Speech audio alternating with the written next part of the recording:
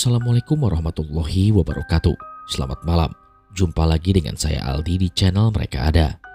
Dimanapun kalian berada, saya doakan semoga kalian dalam kondisi sehat dan selalu diberikan kemudahan dalam menjalankan segala aktivitas. Kali ini kita lanjutkan cerita part 5 Sekar Pati. Bagi teman-teman yang belum menyimak part 1 sampai part 4, silakan menyimaknya melalui link yang sudah saya taruh pada kolom deskripsi. Dan jangan lupa support juga channel Mereka Ada dengan cara menekan tombol subscribe dan menyalakan lonceng notifikasinya, supaya teman-teman gak ketinggalan setiap video yang upload di channel ini. Sudah siap? Kalau begitu tanpa banyak basa-basi lagi, mari kita mulai ceritanya. Sudah 1 minggu Pak Satria dan Pak RT melakukan tirakat yang diarahkan oleh Pak Sasongko. Meski bergantian karena masing-masing dari mereka punya kesibukan, tirakat itu selalu diupayakan setiap harinya.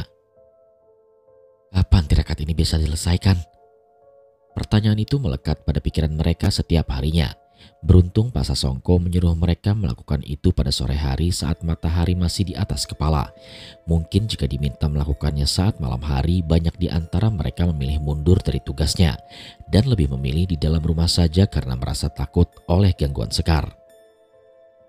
Pak Dewa, ayo buruan, sebentar lagi maghrib, waktunya hampir habis, kita harus cepat melakukan tirakatnya hari ini, ucap Pak Satria. Hari itu kebetulan hanya Pak Satria, Pak Dewa dan Pak Rangga saja yang melakukannya, karena yang lainnya masih bekerja dan belum pulang. Namun sore itu kampung Keramat turun hujan, sehingga mereka terlambat melakukan tirakatnya pada hari itu. Setelah semuanya siap, mereka pun melangkah ke ujung-ujung desa seperti biasanya. Mereka membawa 4 botol kecil berisikan garam keramat yang dibawa oleh Pak Satria, sehingga ketika sudah sampai di titik yang ditentukan, mereka hanya mengambil botol yang lama untuk kemudian diganti botol garam yang baru yang mereka bawa. Cepat Pak, kalau perlu kita lari, ajak Pak Satria. Sudahlah Pak, jalan saja, memangnya toh kenapa kalau ketemu maghrib, mataharinya juga masih terlihat dan kita masih bisa melihatnya dengan jelas. Jangan Pak, kita lakukan sesuai yang diarahkan oleh Pak Sasongko. Kalau sudah maghrib artinya sudah tidak sore lagi, ucap Pak Satria. Mereka bertiga pun lantas bergerak cepat untuk mencapai titik pertama. Singkat cerita, sampai pada titik ketiga mereka lakukan dengan lancar. Namun pada saat mereka akan tiba di titik keempat, suara azan maghrib terlebih dahulu berkumandang.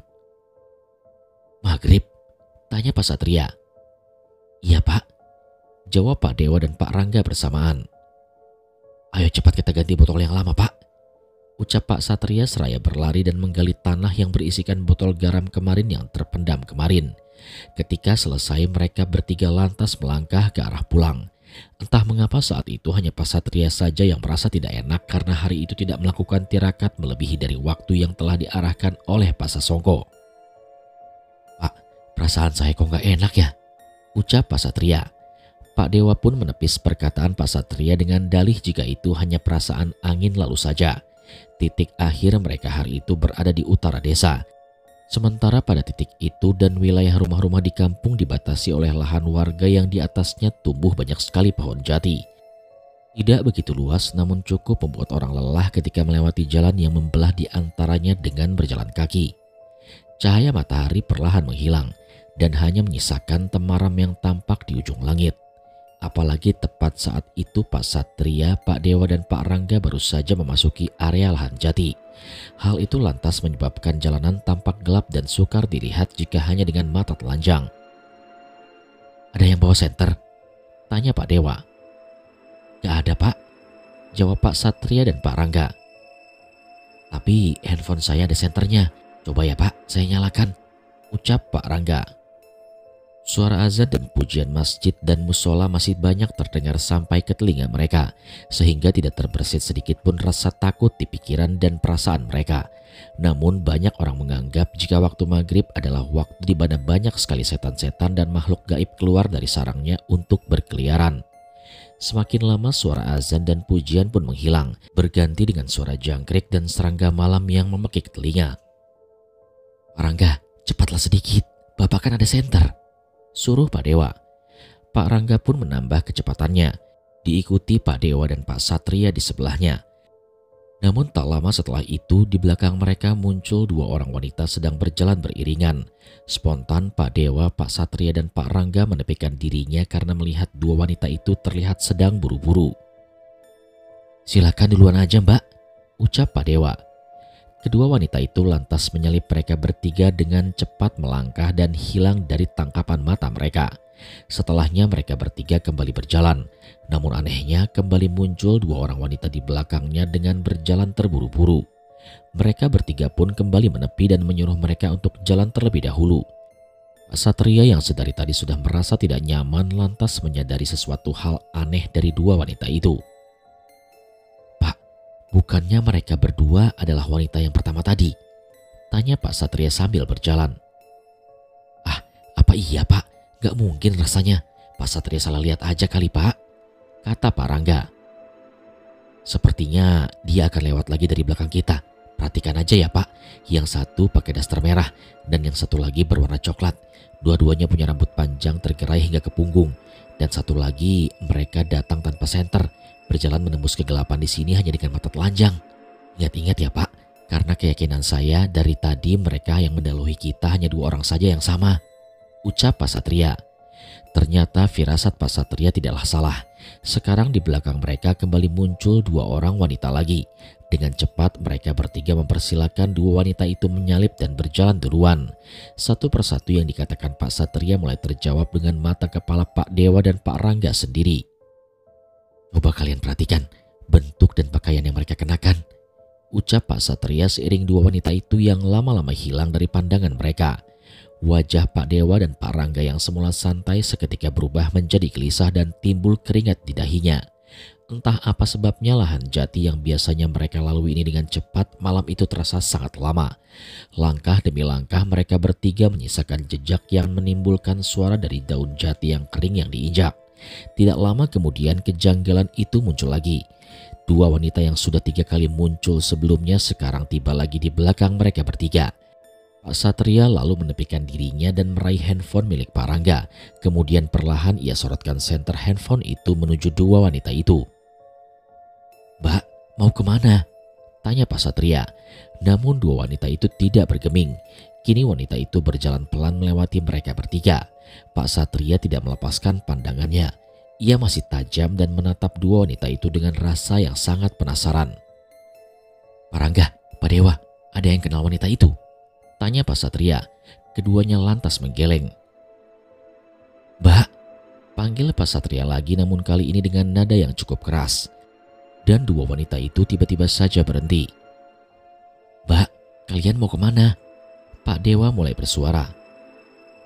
"Mau pulang Pak," jawab salah satu wanita itu dengan suara serak dan pelan dan tubuh yang masih membelakangi Pak Satria. "Pulang? Rumahnya di mana?" timpal Pak Dewa lagi.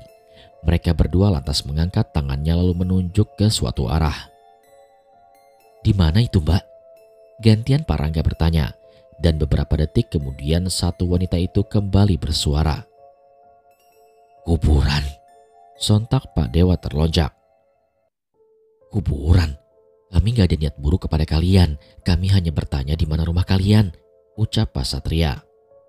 Namun lagi-lagi wanita itu kembali bersuara dengan suara yang sama. "Kuburan, kuburan, kuburan," ucapnya berkali-kali. Rasa takut berbalut penasaran justru membuat Pak Satria nekat menghampiri kedua wanita itu. Mau tidak mau Pak Dewa dan Pak Rangga pun mengikutinya karena hanya Pak Satria saja yang membawa penerangan. Ketika kira-kira sudah berjarak 3 langkah di depan wanita itu, sorot senter handphone di tangan Pak Satria ia arahkan ke tubuh dua wanita itu. Hanya dalam kedipan mata pandangan Pak Satria berubah. Kedua wanita itu kini berubah wujud dalam sekejap. Dari tempatnya berdiri, warna merah daster salah satu dari wanita itu ternyata adalah warna merah darah yang memenuhi pakaiannya, serta yang berwarna coklat ternyata adalah bekas tanah kuburan. "Mbak," Pak Satria masih sempat memanggilnya. Beberapa detik kemudian darah mengalir melalui bawah daster dan sela-sela dari kaki wanita yang memakai daster merah tersebut. Aroma bau busuk yang sangat menyengat pun seketika menusuk hidung Pak Satria, Pak Dewa dan Pak Rangga. Mereka bertiga pun langsung menutup hidung, menahan bau busuk yang sangat menyengat itu. Pak Satria termangu seolah tidak yakin dengan apa yang ia lihat di depannya. Bersama dengan itu, ia pun merasakan tepukan di punggungnya dan ternyata berasal dari tangan Pak Dewa yang sangat ketakutan. Tidak lama setelah itu, wanita berpakaian merah tiba-tiba saja bersuara. "Tolong antarkan saya pulang." Pak Satria pun tercekat. Terlebih lagi tadi ia mengatakan jika rumahnya berada di kuburan. Artinya bisa jadi yang sedang dihadapannya sekarang adalah salah satu arwah yang bersemayam di kuburan sana. "Pak, Pak," panggil Pak Satria. Ia menoleh ke arah Pak Dewa dan Pak Rangga. Kakinya terlihat gemetar, keringat dingin mengucur di seluruh badan. Tidak tergambarkan seberapa rasa takut yang kini menyerangnya. "Sekar?" tanya Pak Satria dalam hati. Pasalnya perawakannya sangat berbeda dengan sosok Sekar yang mengejarnya beberapa hari yang lalu. Kata istighfar lantas ia ucapkan berulang-ulang untuk meredakan rasa takutnya. "Ini bukan Sekar, tolong tenanglah. Ingatkan Pak Rangga, Sekar bukan begini kan perawakannya?" ucap Pak Satria mencoba untuk tenang. Di tengah kecamuk pikiran dan rasa penasarannya, tiba-tiba saja senter handphone seketika mati. Beberapa detik kemudian mereka mendengar suara lirih yang lama-lama berubah menjadi tawa cekikikan. Pak Satria berusaha menyalakan handphone Pak Rangga yang ia genggam. Namun berkali-kali usahanya tidak membuat handphone itu lantas menyala. Pak Satria, Pak Dewa dan Pak Rangga saling memanggil. Mereka berharap apa yang mereka dengar hanyalah suara-suara halusinasi saja. Beberapa detik kemudian suara lirih dan tawa itu semakin menggema dan berpindah-pindah tempat di sekitarnya. "Lari Pak, lari!" ajak Pak Satria. Ia berlari tunggang langgang melompat ke sana kemari keluar dari lahan jati menuju area rumah warga yang tak jauh dari keberadaannya. Ia tidak dapat melihat Pak Dewa dan Pak Rangga di belakangnya. Ia hanya mampu mendengar suara langkah kaki dan suara teriakannya saja. Jantungnya terpacu. Nafasnya terengah seiring dengan langkah yang ia keluarkan. Sementara suara Sekar masih menggema di telinga mereka. "Sekar! Sekar!" teriak mereka bergantian sambil terus berlari tergopoh-gopoh. Pak Satria lebih dulu lolos dan keluar dari lahan jati itu dan lantas menunggu Pak Dewa dan Pak Rangga di ujung jalan. Dia mengira situasi sudah aman. Tapi ternyata bersama dengan Pak Dewa dan Pak Rangga yang muncul, sosok Sekar masih mengikuti mereka di belakangnya. Seketika Pak Satria kembali berlari seraya berteriak, "Cepat Pak, Sekar!" Karena saat itu maghrib baru saja lewat, banyak sekali orang-orang yang masih lalu lalang. Spontan berhamburan berlarian pulang ke rumahnya karena melihat Pak Satria berlari sambil berteriak menyebut nama Sekar. Beberapa meter di depan tampak masjid yang masih terang. Pak Satria pun lantas berlindung di dalamnya, disusul oleh Pak Dewa dan Pak Rangga di belakang. Orang-orang yang masih berada di dalam masjid pun terkejut melihat ketiganya datang dengan cara yang sangat tidak wajar. "Ada apa Pak Satria, Pak Dewa, Pak Rangga?" tanya orang-orang yang kebetulan di antara mereka adalah Pak Baksori yang menghampiri mereka. "Sholatlah dulu ya Pak," suruhnya. Setelah selesai barulah mereka bertiga berbicara jika baru saja mereka ditemui dan dikejar oleh sosok Sekar dari dalam hutan jati. "Kira-kira apa yang memicunya datang ya Pak?" tanya Pak Dewa pada Pak Baksori. "Perasaan saya sudah gak enak sejak tadi, apalagi kita melakukan tirakat hari ini telat dan sudah masuk waktu maghrib. Mungkin itu sebabnya," sela Pak Satria. Malam itu entah mengapa Pak Satria masih merasa janggal dengan perasaannya. Padahal ia sudah pulang ke rumah tanpa teror Sekar lagi mengejarnya. Ia yang saat itu tengah menghabiskan satu batang rokoknya dan segelas kopi di ruang tamu tiba-tiba dikejutkan dengan suara istrinya yang berteriak-teriak dari dalam kamar. Sontak Pak Satria dengan cepat menyusulnya ke dalam kamar. Di situ ia melihat istrinya Asih sedang duduk menangis ketakutan, menjerit-jerit dengan tubuh yang gemetaran. "Ada apa toh Bu?" tanya Pak Satria seraya duduk di bibir ranjang kamarnya. Namun istrinya masih belum membuka mulutnya. Dia tampak masih terkejut seperti baru saja menjumpai sesuatu. Tapi istrinya tidak meresponnya. Pak Satria semakin cemas. Ia ke belakang lantas mengambilkan air putih kemudian diminumkan pada Asih agar sedikit tenang. Tapi yang terjadi setelah itu benar-benar di luar dugaannya. Asih yang semula diam dengan wajah yang tegang tiba-tiba wajahnya memerah. Nafasnya pun berubah cepat sampai terengah-engah. "Bu, kamu kenapa toh Bu?" tanya Pak Satria lagi yang mulai panik dengan keadaan istrinya namun tak lagi mendapatkan jawaban. Pak Satria mencoba menyentuh istrinya, berusaha merebahkan tubuhnya dan berusaha membuatnya tenang. Namun tiba-tiba Asih mengeram bagaikan anjing dan matanya melotot penuh dengan amarah. Tidak hanya sampai di situ, tiba-tiba saja tangannya mencengkram leher Pak Satria dengan kencang. Dari situ teriakan Asih semakin keras. Semakin keras teriakannya, semakin keras pula cengkraman di tangannya. Di situ Pak Satria hanya merintih, wajahnya dengan cepat memerah. Nafasnya tersengal, sulit untuk bernafas. Sambil membaca doa, tangannya berusaha membuka cengkraman tangan istrinya dari lehernya. Pak Satria mendorong tubuhnya hingga menyebabkan tubuh istrinya pun terdorong hingga cengkramannya pun melemah. Merasa mendapatkan kesempatan, dengan cepat Pak Satria menarik kepalanya lantas menjauh dari tempat istrinya yang sedang kesetanan. Tapi belum jauh dia menghindar, sepakan kaki Asih menghantam tubuh Pak Satria hingga membentur dinding lalu terkulai dengan lemas. "Asih, tenanglah. Apa yang terjadi padamu?" ucap Pak Satria panik namun tak berpengaruh apa-apa pada istrinya. Sungguh sangat mengerikan. Keadaan Asih kini tak ubahnya seperti orang tidak waras yang menyerang orang di sekitarnya. Melihat suaminya terkulai lemas, Asih justru tertawa lepas sampai suaranya melengking membuat telinga Pak Satria sakit. Dari suara tawa yang keluar dari mulut Asih, barulah Pak Satria sadari. "Ini gak salah lagi, itu Sekar," batin Pak Satria. Asih pun mulai melangkah mendekat Pak Satria bagai seorang dengan tatapan yang tajam. Wajahnya penuh dengan amarah. Nafasnya tersengal-sengal bagai banteng yang mengamuk. Membuat Pak Satria pun takut melihat istrinya sendiri. Pak Satria kembali mendapat serangan membabi buta dari istrinya. Dengan beringas Asih melompat lalu menghantam tubuh Pak Satria. Dia merasa dirinya ingin dibunuh malam itu juga. Berulang kali ia dapat rekaman dari istrinya sendiri hingga tenaga Pak Satria tak dapat menahan energi besar dari dalam tubuh istrinya. "Tolong Asih, hentikan!" Pak Satria berusaha berteriak.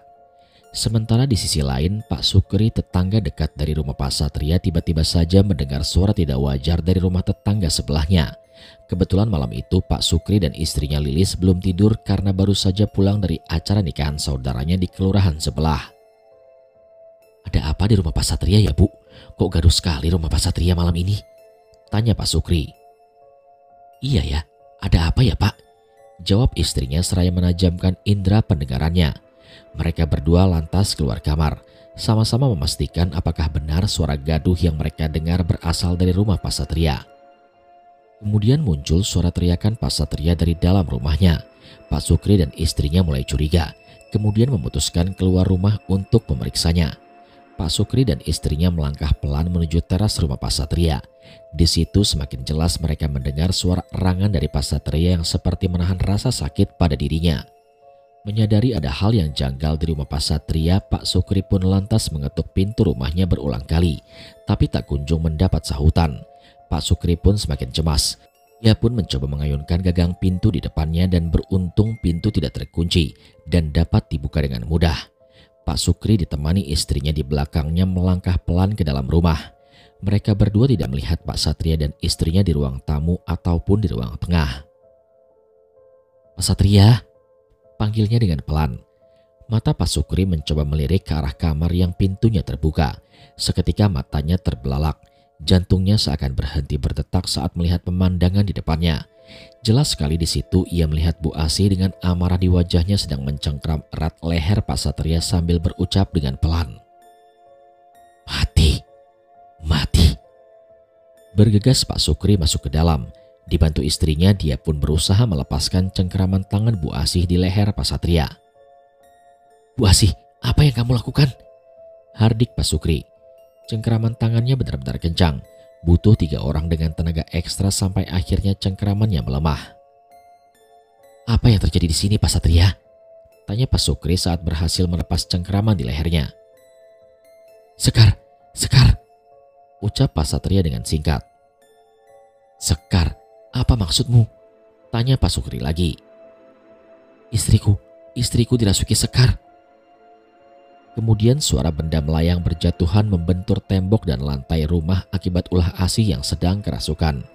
Pak Satria kemudian mengajak Pak Sukri dan Bu Lilis keluar kamar, mengunci istrinya di dalam kamar, lalu berjalan ke belakang mencari keberadaan tabung kendi keramat miliknya yang ia percaya mampu meredakan suasana malam itu. Beberapa detik kemudian ia pun kembali dengan tabung kendi berisikan garam keramat miliknya. Ia lantas kembali membuka kamar lalu melemparkan garam-garam itu ke tempat istrinya Asih berada. "Pergilah kamu Sekar, jangan sakiti istriku. Pergi, pergi," ucapnya sambil terus melemparkan garam miliknya ke arah Asih sampai dirasa kondisi sudah berubah aman. Di situ Asih menjerit-jerit kesakitan. Berulang kali Pak Satria melemparkan garam miliknya sambil terus merapalkan doa. Ada rasa kasihan di dalam hatinya melihat istrinya meronta-ronta kesakitan. Tapi secepat mungkin pikiran itu ia buang. Karena sejatinya yang sedang berada di hadapannya bukanlah istrinya lagi, melainkan Sekar. "Jika kamu gak mau pergi sendiri, maka akulah yang akan mengusirmu," hardik Pak Satria pada arwah Sekar yang kini berada di dalam tubuh istrinya. Pak Sukri dan istrinya hanya bengong melihat peristiwa di hadapannya, sampai entah lemparan keberapa sepertinya usaha Pak Satria untuk mengusir Sekar dari tubuh istrinya mulai membuahkan hasil. Asih menjerit-jerit seperti kesakitan. Melihat istrinya dalam keadaan demikian, ada rasa tidak tega dalam benak Pak Satria. Namun mau apa lagi? Hanya dengan cara ini dia bisa menyelamatkan istrinya dari jerat Sekar yang ada di dalam diri tubuhnya. Perlahan Asih mulai tenang. Tubuhnya yang semula tegak berdiri dengan wajah yang penuh amarah menjadi gontai sempoyongan sampai akhirnya tergeletak pingsan di depannya. Dibantu oleh Pak Sukri dan istrinya, Pak Satria memapah istrinya ke atas ranjang sambil terus membacakan doa. Saat sudah dirasa aman, Pak Sukri dan istrinya kembali pulang ke rumahnya dengan membawa rasa cemas yang hinggap di dalam benaknya sejak peristiwa tadi. Hingga 30 menit kemudian di atas ranjang Asih masih tergeletak tak berdaya. Pak Satria masih terus membacakan doa sambil membersihkan tubuh Asih yang baru ia sadari penuh dengan luka sayatan. Saat kesadarannya berangsur kembali, Pak Satria memberikannya segelas air hangat, lalu meminumkannya secara perlahan. Sungguh malam nasib Asih malam itu. Seluruh badannya lemas dan dibasahi banyak sekali keringat. Energinya habis setelah dirasuki oleh sosok arwah Sekar. Perempuan yang tak mengerti apa-apa malah menjadi sasaran kemarahan Sekar. Sejak saat itu, Pak Satria semakin terbakar ingin segera menghilangkan Sekar. Dia akan cari petunjuk lain, dari mana Sekar berasal dan apa yang menyebabkannya gentayangan mengganggu banyak orang sampai sekarang. Keesokan harinya Pak Satria tidak membuka tokonya hari itu. Sehari-hari Pak Satria adalah pedagang toko yang ia bangun sendiri dengan istrinya, anaknya. Dia memiliki satu anak dan sudah bekerja di salah satu kota besar di seberang pulau sana. Kemudian Pak Satria menitipkan istrinya pada tetangga dekat rumah untuk menunggu istrinya yang masih terbaring lemas di atas ranjang. Dia tidak tega jika meninggalkannya sendirian di dalam rumah. Terlebih lagi tubuhnya sudah ditandai oleh Sekar. Dia bisa datang kapan saja. "Minta tolong, saya ada urusan keluar rumah. Istri saya sakit semalaman. Aku gak tega kalau meninggalkannya sendiri," ucap Pak Satria. "Memangnya sakit apa Pak Satria?" tanyanya. "Meriang aja sih, karena angin malam," tutur Pak Satria yang tidak berterus terang kepada tetangganya itu. Setelahnya Pak Satria lalu keluar rumah. Langkahnya terlihat buru-buru di bawah matahari yang belum terlalu tinggi. Tujuannya adalah rumah Pak RT. "Pak RT, Pak RT," seru Pak Satria sambil berlari saat melihat Pak RT sedang menyiram beberapa pot bunga di depan rumahnya. Pak RT pun menoleh, menghentikan aktivitasnya. Ia menyipitkan mata melihat ke arah suara yang memanggilnya karena cahaya matahari menyilaukan penglihatannya. "Gak mau ke ladang, Pak?" tanya Pak Satria basa-basi. "Enggak, saya sudah pasrahkan ke yang lain dulu," jawab Pak RT. "Ada apa pagi-pagi begini sudah sampai di sini Pak Satria? Kan masih nanti sore kita melakukan tirakatnya," tanya Pak RT sedikit heran. Bukannya menjawab, Pak Satria justru bengong, bingung menjelaskannya dari mana. "Ada apa toh Pak? Sepertinya kok ada masalah serius ya?" "Pak Dewa dan Pak Rangga sudah cerita Pak," tanya Pak Satria, dan Pak RT pun menggeleng. "Aduh, Pak, semalam kami melihat Sekar dan istri saya dirasuki Sekar semalaman. Saya hampir mati di tangannya Pak," ucap Pak Satria sambil memperlihatkan beberapa bagian tubuhnya yang lebam akibat serangan dari istrinya itu. Pak RT yang dari awal bingung pun menjadi semakin bingung. "Astagfirullah, gangguan Sekar sudah sejauh itu Pak. Sepertinya kita juga harus semakin cepat lagi menanggapi masalah ini Pak. Jika tidak akan ada korban berjatuhan karenanya," Kita cari tahu dulu penyebab Sekar mati. Saya rasa pasti ada sebab tersendiri yang menyebabkannya gentayangan setelah dia mati, Pak.